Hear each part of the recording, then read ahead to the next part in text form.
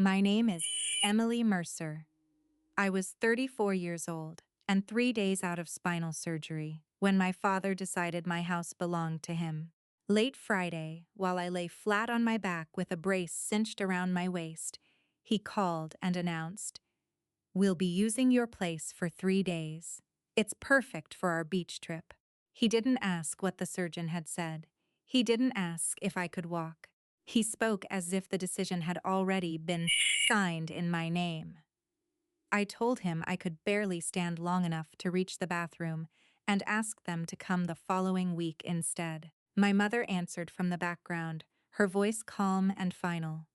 "The plans aren't changing." Then my father added that family didn't need permission and hung up. For years, I had confused surrender with keeping the peace. That night, something inside me finally refused to bend. I opened an old folder on my laptop, read the documents I had once been too afraid to use, and sent one message to the only person who understood what my parents had been doing. Saturday morning, their SUV rolled into my driveway with luggage, beach chairs, and catered food for far more than 2 people. My father climbed out smiling until he saw the person already waiting beside my front door with a leather folder under one arm. My mother stopped so abruptly that a suitcase tipped onto the pavement. Their faces went white, and I watched from the upstairs camera as my father whispered, "Why is that person here?" Before I tell you what he said next, and why they left with far less than their luggage, tell me what time it is where you are, where you're watching from, and what the weather is like there. I'm curious to see how far this story will travel. The person at the door was James Hunter, my oldest friend and a real estate attorney. He wasn't there to rescue me, and that distinction mattered. He was there because at 1:14 that morning, I had finally asked him to help me enforce a boundary I had owned on paper, but never defended in real life. James stood beside a newly installed keypad, holding a formal notice that revoked every old permission my parents had ever assumed they possessed. His expression was serious, not triumphant. He had spent years telling me that my father's behavior was complicated, a word people use when the truth is too uncomfortable to name. The night before, after seeing what I sent him, he had stopped using that word. My father recovered first. He walked toward James with the same broad, practiced smile he used when he wanted a room to believe he was in control. "This is a family matter," he said. "Emily must be confused from the medication." I heard every word through the security system. I was upstairs in the recovery room my doctor had helped me prepare. Water, medication, a walker within reach. I had no intention of dragging myself down a staircase to prove that pain didn't erase my authority. I pressed the intercom button. "I'm not confused, Dad. You do not have permission to enter." His head snapped toward the camera. For 1 second, the smile disappeared. My mother moved closer to the door and lifted a canvas bag as if it were evidence of innocence. "We brought meals. We were coming to take care of you." Behind her, the open trunk showed 3 rolling suitcases, folded beach umbrellas, 2 cases of sparkling wine, and place cards printed with names I didn't recognize. Care doesn't arrive with 14 place settings. James raised the notice and explained that the locks had been changed at my request, that the property was solely mine, and that any attempt to enter after being denied would be documented. My father laughed, but the sound came out thin. "You changed the locks on your own parents?" "I changed the locks on people who told me my refusal didn't matter." That was when a second vehicle turned into the driveway. A black sedan stopped behind their SUV, and my father's posture stiffened. A woman in a navy suit stepped out carrying a tablet. My mother looked at him, and in that silent glance I understood something important. She knew this weekend was not the simple beach trip they had described. The woman introduced herself as Sarah Chen, Chief Compliance Officer for the company where my father worked. She hadn't come because I wanted to humiliate him. She had come because the itinerary he had created used my home as a corporate venue and described it as Mercer Coastal Estate, privately owned by the regional director. My father had told his employer that he controlled the property.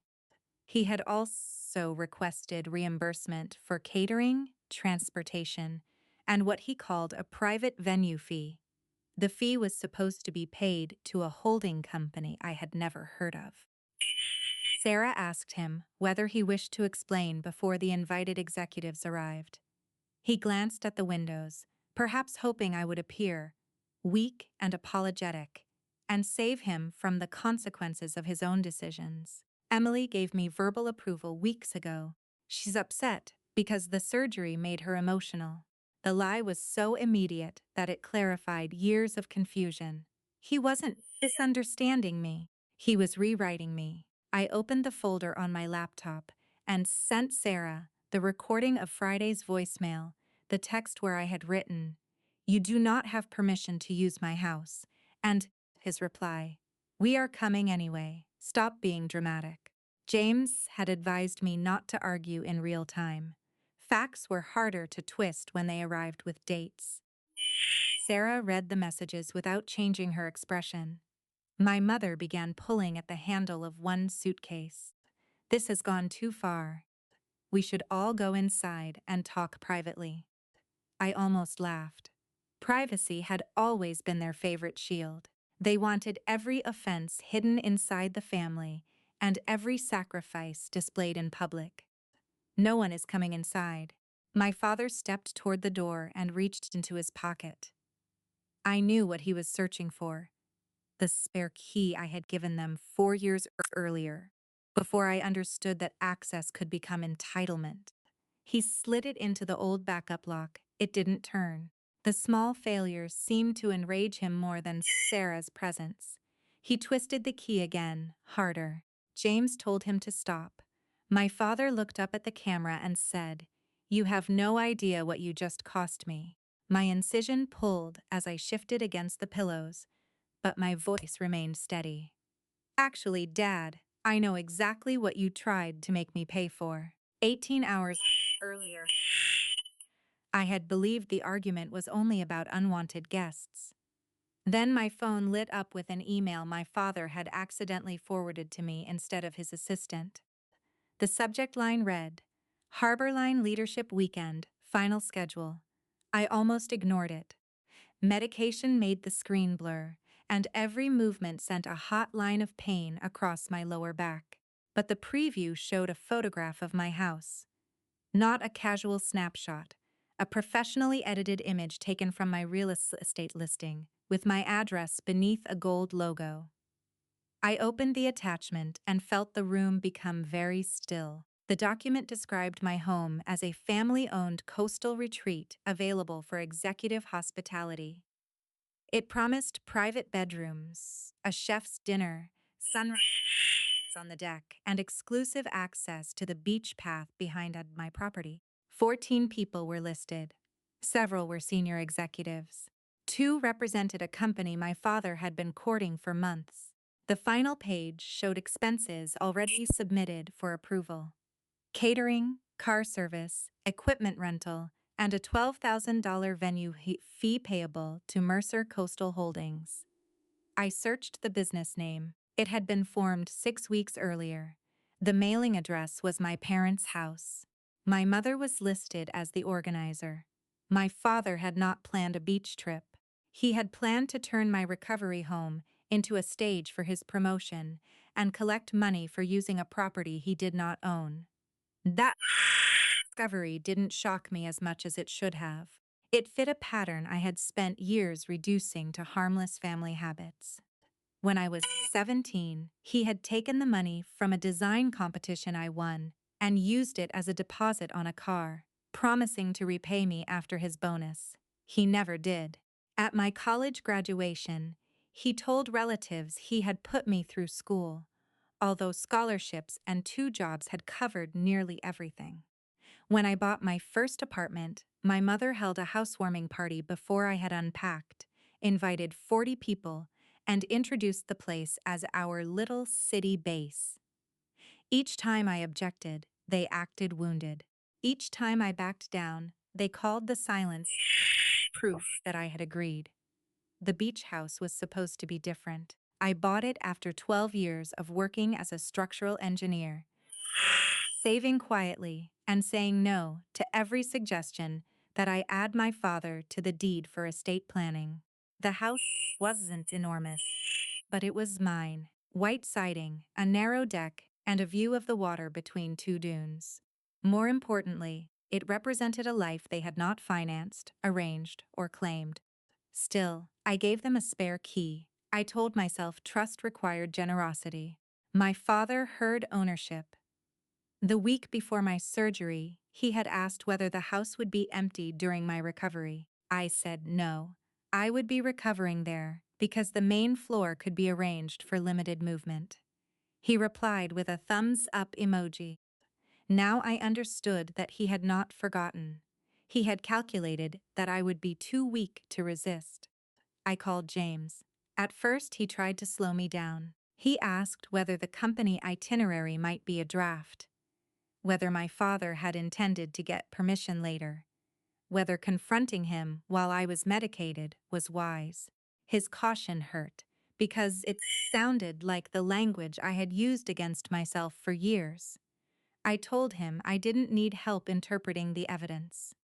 I needed help protecting my home. There was a long silence. Then he apologized. You're right.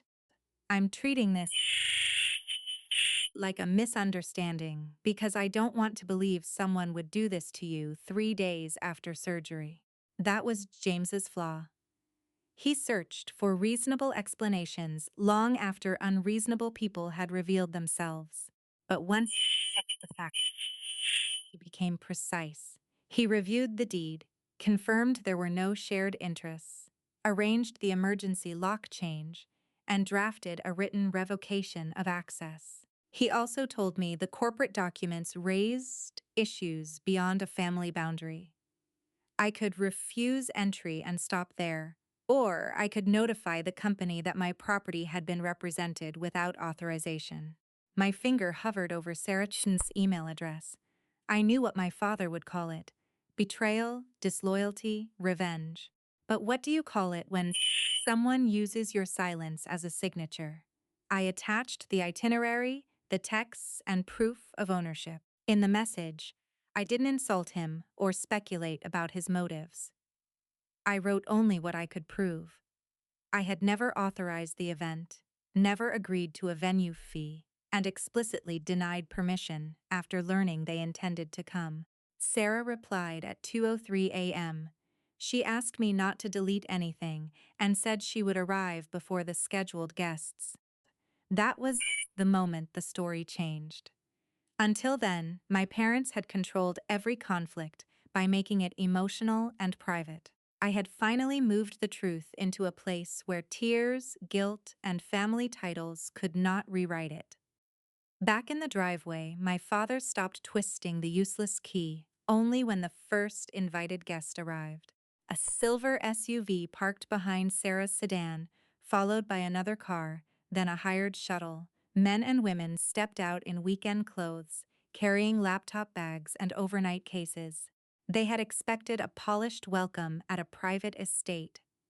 Instead, they found my parents standing beside scattered luggage while an attorney guarded a locked door. My father transformed instantly. His shoulders relaxed, his voice warmed, and the smile returned. Small scheduling issue. My daughter is recovering and got nervous. We'll have this sorted in a minute. That sentence contained his entire strategy. Reduce my decision to a symptom, make my resistance temporary, and keep performing until I became too embarrassed to contradict him. I pressed the intercom. There is no scheduling issue. This event was never authorized, and the house is not available. Every face turned toward the camera above the door. My mother whispered my name in the warning tone she had used since childhood, as if one word could pull me back into obedience. Sarah addressed the guests before my father could. She said, The company had received information that the venue and related expenses might have been misrepresented, and the gathering was suspended pending review. No one accused him of a crime. No one needed to. The silence that followed was heavier than shouting. One of the guests, a senior vice president named Michael Hart, looked at the printed itinerary on his phone and asked my father whether Mercer Coastal Estate was actually his property. My father answered with a story instead of a yes or no. He said our family didn't draw rigid lines around assets, that he had helped me throughout my life, and that the house was effectively shared. I sent Sarah the deed. She showed Michael the ownership page. My name was the only one listed. My father's confidence cracked at the edges. My mother stepped forward and said I had always welcomed family, that surgery had made me frightened, and that they had intended to support me while hosting a very small dinner. A caterer's van turned the corner before she finished. 2 workers began unloading trays and folding tables. 14 place cards were visible through the rear doors. No one had to challenge her version. The driveway did it for us. Then she reached for the weapon she trusted most: public shame. She opened the family group chat and wrote that I had locked my recovering parents out after they drove hours to care for me. She added that my father's colleagues had been humiliated because I was not thinking clearly. My phone began vibrating with messages from relatives. An aunt told me to stop punishing everyone over a misunderstanding.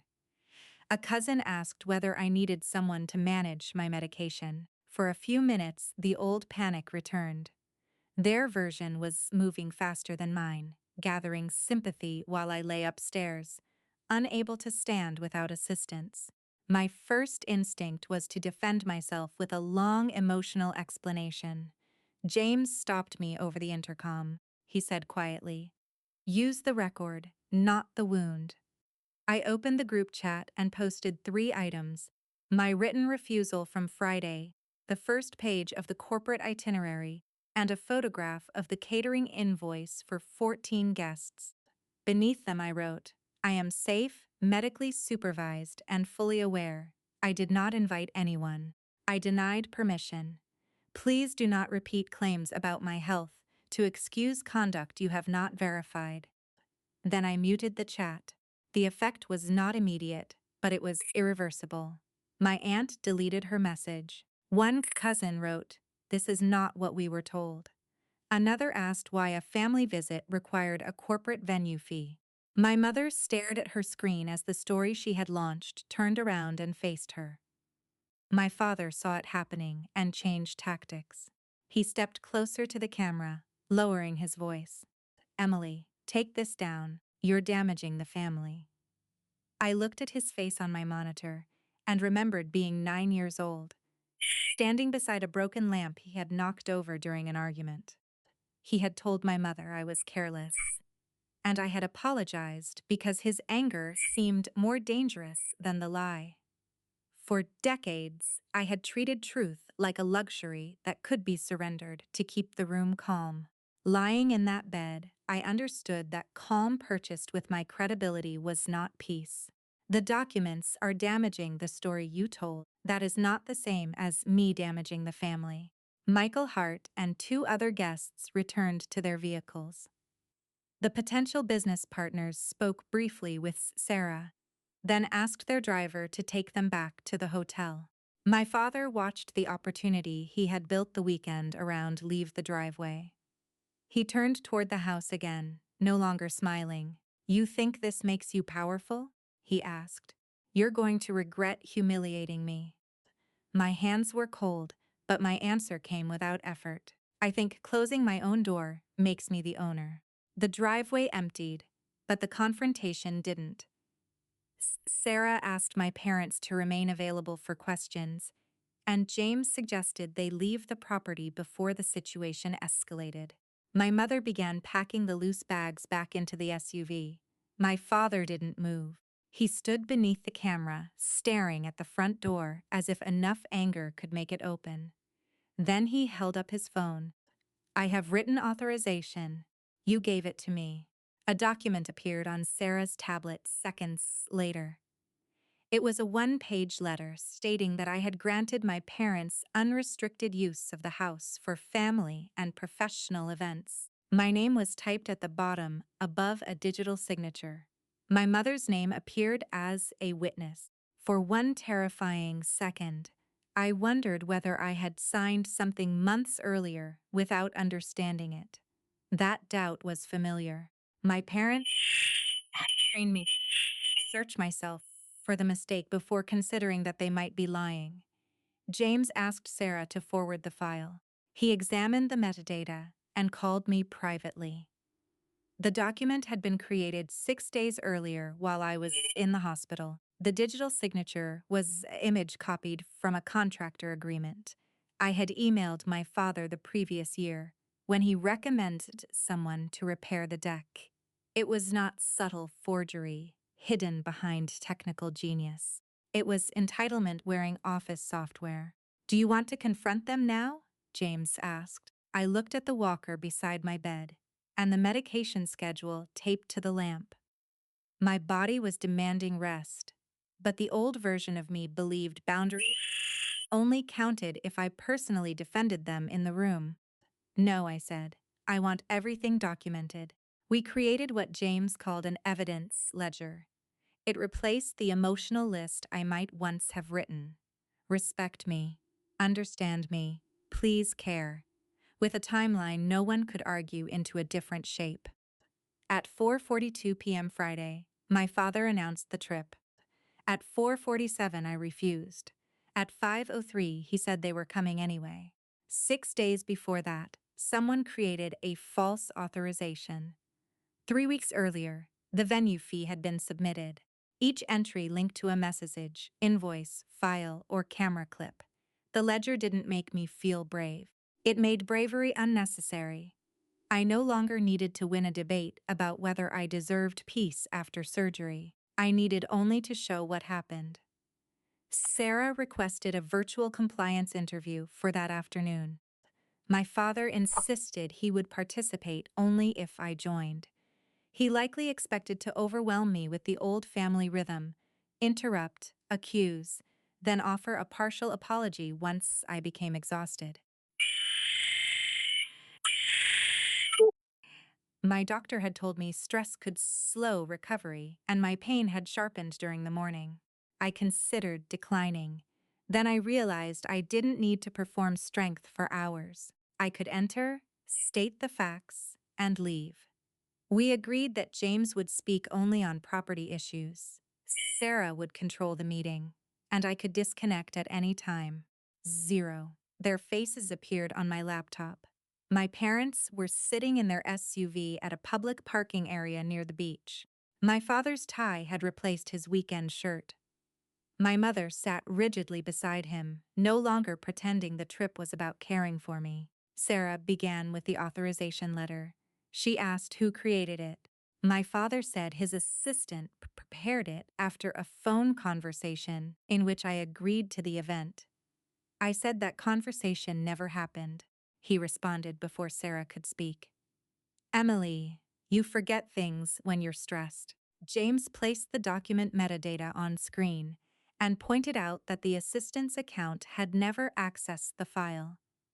It had been created from my father's personal laptop. My mother's witness signature had been added from her phone minutes later. Sarah asked my mother whether she had watched me sign. My mother looked down. My father answered for her. We understood Emily's intentions. Sarah repeated the question. This time my mother said, no. One syllable split their alliance.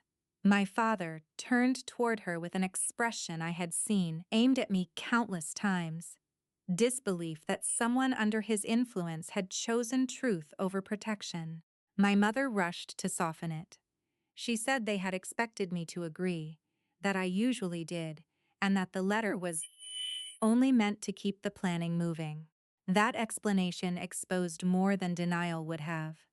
They had converted my history of surrender into advanced consent. Sarah then asked about Mercer Coastal Holdings and the venue fee. My father claimed the company was a future family venture, and the fee would eventually support maintenance on my house. I had never heard of the venture. No funds had been offered to me. The payment account belonged jointly to my parents. When Sarah asked why the company was charging for a property it didn't control, my father stopped answering and accused me of exploiting a private misunderstanding to destroy his career. I felt the old urge to reassure him. It rose automatically, almost tenderly, because daughters can be conditioned to comfort the person who harms them. I placed both hands on the blanket until the impulse passed. Your career depended on people believing you owned what I built. I didn't create that risk. He threatened to sue me for defamation and said he would remove me from his will. The threat might once have worked. Then James calmly stated that truthful documents were not defamation and reminded him that inheritance could not be used to purchase access to my property. I looked into the camera. Keep whatever you plan to leave me. I'm done paying for it in advance. Then I disconnected. For the first time in my life, I ended the conversation before my father decided it was over. Sunday morning brought the climax my father had spent years teaching me to fear. Sarah scheduled a final review call with Michael Hart, the two Harborline representatives, my father's division president, and company counsel. She said my participation was optional. I joined for 10 minutes because I wanted one point entered into the record.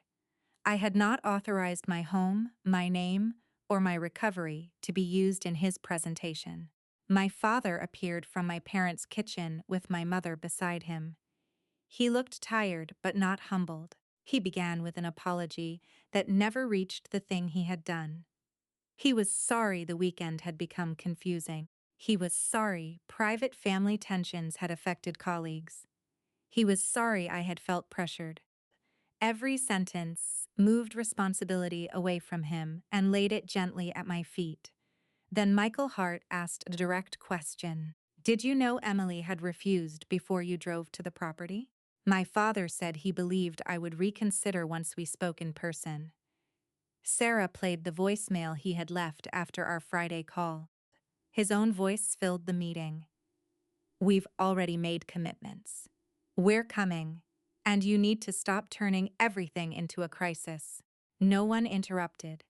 She displayed the false authorization beside the original contractor agreement from which my signature had been copied. She showed the venue invoice, the holding company registration, and the reimbursement request.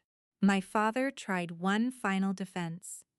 He said he had spent his life supporting me, that the house would not exist without the values he had taught me, and that families often shared resources informally.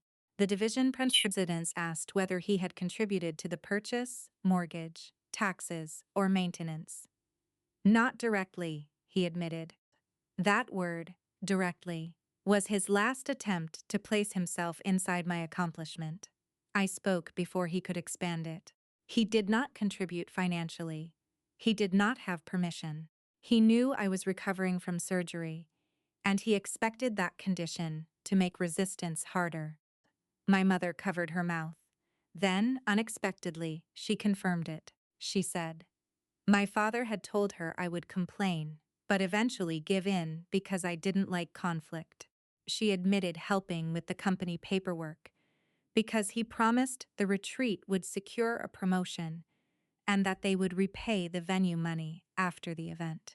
Her confession didn't erase choices, but it ended his ability to call the situation a misunderstanding. The Harborline representatives withdrew from the proposed partnership meeting. Michael Hart stated that he could no longer sponsor my father for the regional promotion. The division president placed him on immediate administrative leave, pending termination review, and ordered the company to cancel the venue reimbursement. He was instructed to repay the non-refundable catering and transportation expenses that had been approved based on his representations. The total was just over $18,000. My father stared at the screen, stunned not by what he had done, but by the fact that consequences had finally reached him. Emily, are you satisfied now? It was the question he wanted everyone to remember. Not whether I was safe, not whether he had forged my approval, but whether his loss had made me happy. I answered carefully. I am satisfied that my no is finally being treated as a complete sentence. Then I left the meeting. James handled the remaining property steps. He sent my parents a formal demand to stop representing any ownership interest in the house, return every key and access device, and reimburse the emergency locksmith fee. He also preserved my right to pursue the false signature if they used it again. I didn't demand money for emotional pain or invent a punishment. I required repair where repair was measurable. By afternoon, my mother delivered the old keys in an envelope to James's office. My father refused, insisting one belonged to him. The security log proved he had attempted to use it after permission was revoked, so James added that incident to the notice. 2 hours later, the key appeared in the office mail slot. The family group chat, once used to shame me, became the place where my mother posted a correction. She wrote that they had not been invited, that I had clearly declined, and that the visit included a business event I had never approved. She didn't mention the forged letter until an aunt asked directly. Then she admitted that too. My father left the group. That small digital exit carried more weight than any dramatic speech. He had always survived by controlling the audience. Now the audience had the documents. That evening, I watched the sunset from my upstairs window while the untouched house remained quiet below me. I had imagined revenge would feel hot, like rage, victory, or applause. Instead, it felt like a locked door, a muted phone, and the first full breath I had taken since the surgery. 6 weeks later, I could walk from the bedroom to the deck without the walker. Recovery was slower than I wanted and steadier than I feared. The house remained quiet, but my silence no longer felt like abandonment. It felt protected. My father's company completed its review during my 4th week of physical therapy. He was given the choice to resign or be terminated for misrepresentation, misuse of company funds, and submitting a false authorization connected to a corporate event. He resigned. The promotion disappeared.